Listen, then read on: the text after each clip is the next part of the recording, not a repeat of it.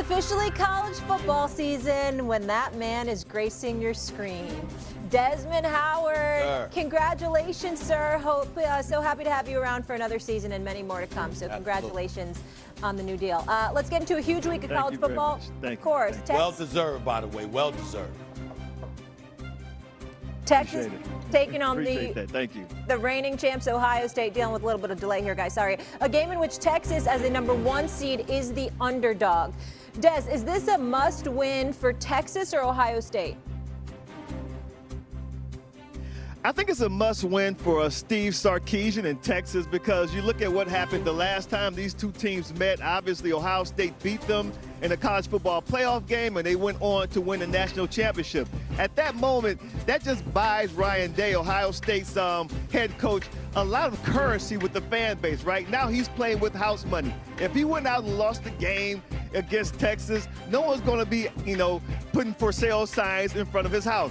Steve Sarkisian needs this win. The last time these two teams played, they lost this game. He comes in with Arch Manning with a more talented squad on paper, but we don't know that yet because they're still inexperienced in some slots. So I think that Steve Sarkisian and the Longhorns, they really need this victory tomorrow afternoon in Columbus. We all know this is all about Arch Manning. Let's call it what it is, my man. Everybody's been talking about this kid or whatever.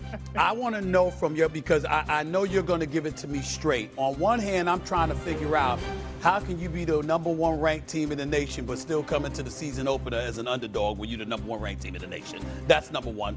But number two, when it comes to him, is he worthy of the preseason Heisman hype when this is the first time he's really been handed the reins? I know he started a couple of games last year, but this is the first time he's being handed the reins. Is this legitimate, Des? Not at all, Stephen A. Smith. And the reason I say that is because unless he was one of the top finalists a year ago, meaning he was on the stage in New York and announced as one of the finalists, then I don't think he deserves that type of attention coming into the 2025 season. Maybe mention him for the Dan Award or the Johnny Unitas, but the Heisman is the best football player in all of college football, and we have yet to see that. Now, Stephen, you know like I know, in this sport, that name, the Manning name, carries a lot of weights, and it produces a lot of clicks. So we get it. But as far as performing on the field, what I've seen from him thus far, the kid has a very high ceiling. He's extremely talented. But to throw his name in there for the Heisman in late July, early September, I don't think that is warranted at this stage. Now, tomorrow afternoon, we're going to see what he's all about because we know he played in a couple of games a year ago, but not in an atmosphere like this and not against a team of the caliber of the Ohio State Buckeyes. I cannot wait Finally, to see somebody it. said it. Yeah. Go ahead. All right. This Saturday, Des, will be Lee Corso's last show. Unbelievable. With College Game Day. As someone who has worked beside him for 20-plus years, what's that moment going to be like for you, Des?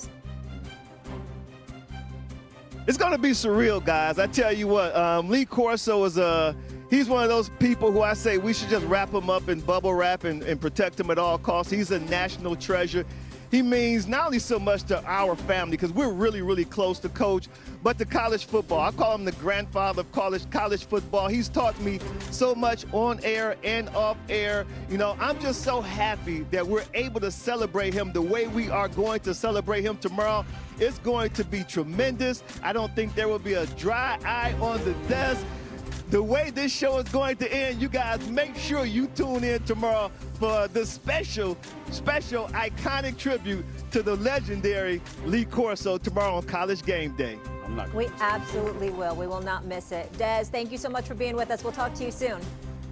The ladies' emotions get in the way. And it's the one thing that Jerry always talks to me about. Can't let the emotions get in this thing. But they did. And I'm telling you, because the great love he has for Michael, to pull away from him. Stop it. Hold on. And he made a bad decision Michael, here. I don't care what anybody says. He made a bad decision. Michael, I hate all this brokenness you're talking about. Everybody's sad, but what made this so personal? Why did he let his feelings get the best of him? A man that you've just said is one of the best businessmen in sports history. Like, what was he so upset about? What's the thing?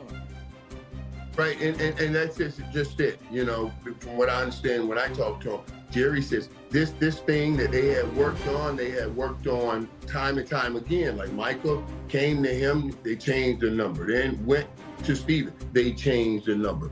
But if you did all of those changes and the number was still below the 41, at least the 41 or 42, then where did you start with Micah? All of it. But the reality is you made a bad decision. Not just from the money perspective. I'm talking about continuity with what you're trying to get done offensively and defensively. Now, if you can ever stop the run, you were 29th last year, you haven't been able to stop the run. So you got a big engine on the offense. You're going to put up points. He's the greatest pass rusher, one of the greatest in the league. That's playing complementary football. And now you come in and tell me about stopping the run. I don't want to. This is not a day I want to hear your football analysis. I'm getting personal here. I'm getting personal right now.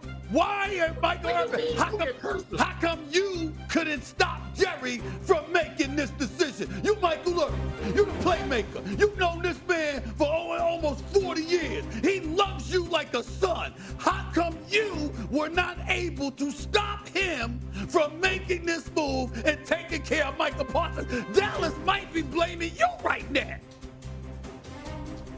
Well, you are pretty good at this, boy, but let me tell you something. Because don't think I haven't put that on my own.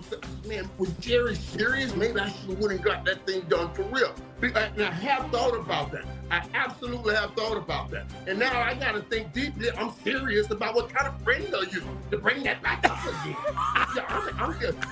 Because I swear to you, this makes no rhyme and no reason. And Stephen, you're right, Steve. He was reaching out to me. He was crying out, and I missed it. And I should have jumped in the middle of it even deeper and better. And I'm hurt for it, and there's no doubt in my mind. So I don't care what anybody says. So all